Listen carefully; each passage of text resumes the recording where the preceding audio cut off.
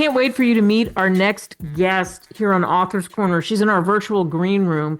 Susan Sherayko has written a book that I think really a lot of people need to read. I love the title, Rainbows Over Ruins. And just to let your imagination run wild and think about that for a second.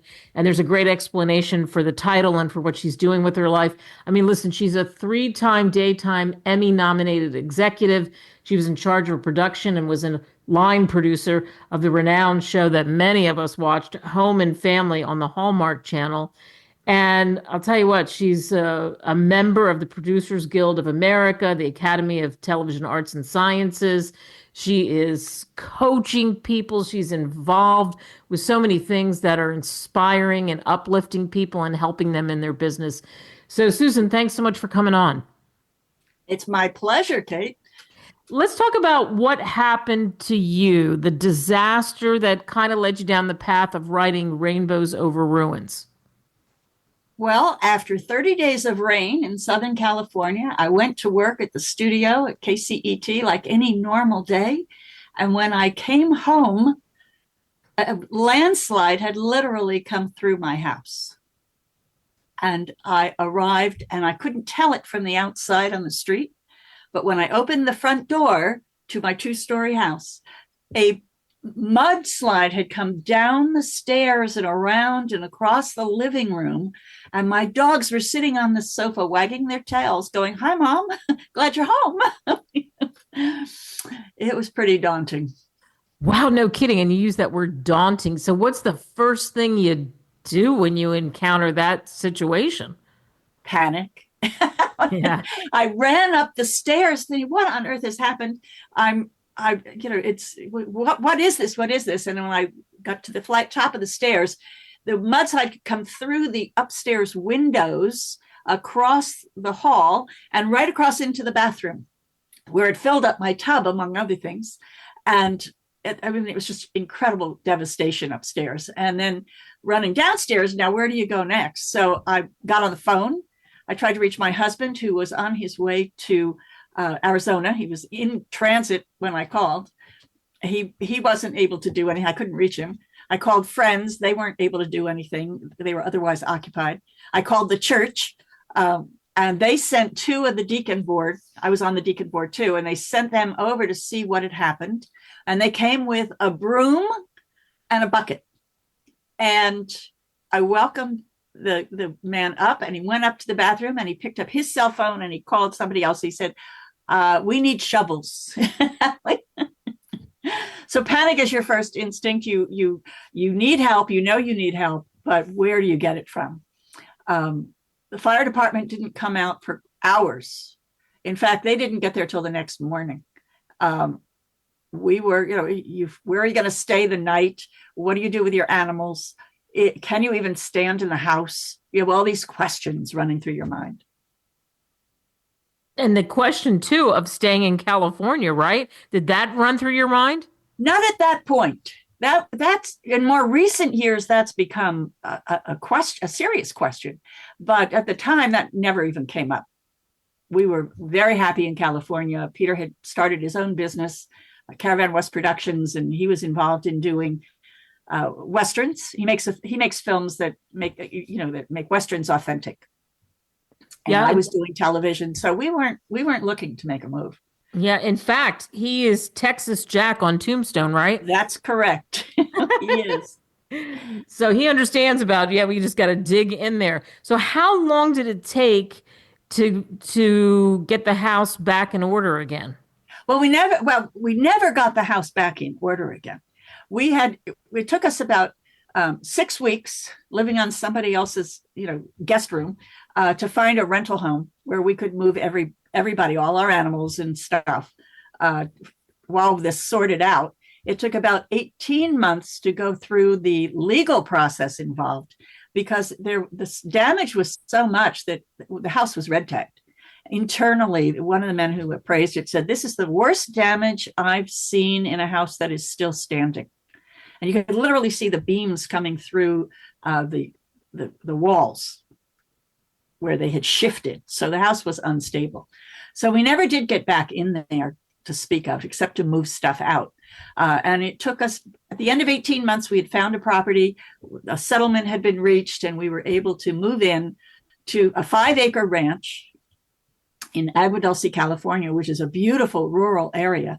And we're able to start to really create the dream that we wanted when we stopped after the landslide. And, what do you do now? The first thing we did was look for the vision, because we're good students of Napoleon Hill to start with. And you need a purpose and a plan. And our vision was for a movie ranch. So we moved to Agua Dulce, where that was a possibility. And within a year, we had located a 2,400 acre ranch. We couldn't buy it, but we could partner up with the people who were there. And so for the past 17 years, we've been doing movies off that ranch. And I would commute down to, Universal City and other places throughout LA. So it turned out to be a blessing.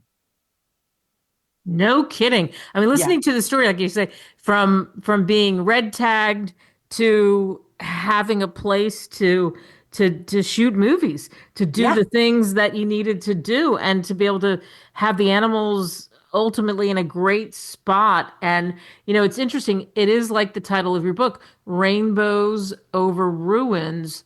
Yes. Tell us about the book and what people can expect. They crack it open, they're hearing our conversation. What will they get? Well, it is a spiritual journey.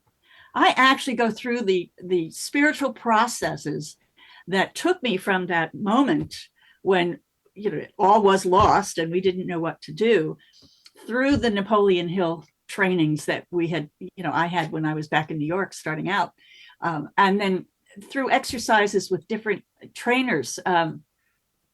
There are various programs that are available to help you get focused on your vision, to know where. Dr. Joyce Brothers. Now, I mean, this is a TV psychologist from the 1980s, but she had exercises which I was able to apply in the book. There were other trainers who gave me, ideas on how you inspire people to think through what they want in their life. So the book takes everyone through the same journey I'm going through, what we went through emotionally, where it was almost impossible to get through it, and I had no idea what to do, to the point where I discovered I was really stuck at one point. I studied with Bob Proctor, who was a renowned success coach. God, Lord rest his soul, but he was fantastic, and he had a really sharp edge. He would call you on all sorts of things. But I got stuck. I couldn't get out of his training and move forward again. And I discovered a man named Noah St. John, who had created a concept called afformations as opposed to affirmations. And it's an idea in the process of forming. It's actually a positive why question. And a lot of people say, why questions? Those are no good. They pull you back into the past. But when you make them positive, they pull you into the future. And within 12 weeks of working with him, I was called in for what became one of the best jobs I've ever had, which was 9 years with Home and Family, which you already mentioned. And there were so many opportunities as the exec in charge to contribute in every aspect of the work and learn what I would learn, to do my own podcast later when, I started it right after the pandemic. It's called Train Your Brain, Claim Your Power. And I learned about what it was to be an independent author, what the challenges are, what their needs are. And so I wanted to help them, and I got involved in that. And so the book goes right up to the point where I am now working as that producer, and I am, the world is just opening up before me, and hoping everyone understands that I don't know the end of the story yet. So that's the journey. I love it. Rainbows Over Ruins. You can get it on Amazon, Barnes and Noble, all kinds of great places you can go to Susan's website too as well. And the chapters you have, escape, rescue, recovery, you talk about that. You talk about like a lot of what we were talking about, imagine the boots, and you talk about what we just talked about, the power of positive questions and a difference that made in your life. Give us one, because we want people to get your book, but give us one of the positive questions. What's one thing I can do today in the next 5 minutes, 1 hour, whatever time slot you want to fill, that will move me forward toward my dream? Very nice. Instead of thinking we have to do it all right away. Right. It will never come all at once. It is a step by step process. Rainbows over ruins. Susan, thank you so much for coming on. Get her book. It'll change your life. Thanks. Thank you, Kate. I'm glad we got together.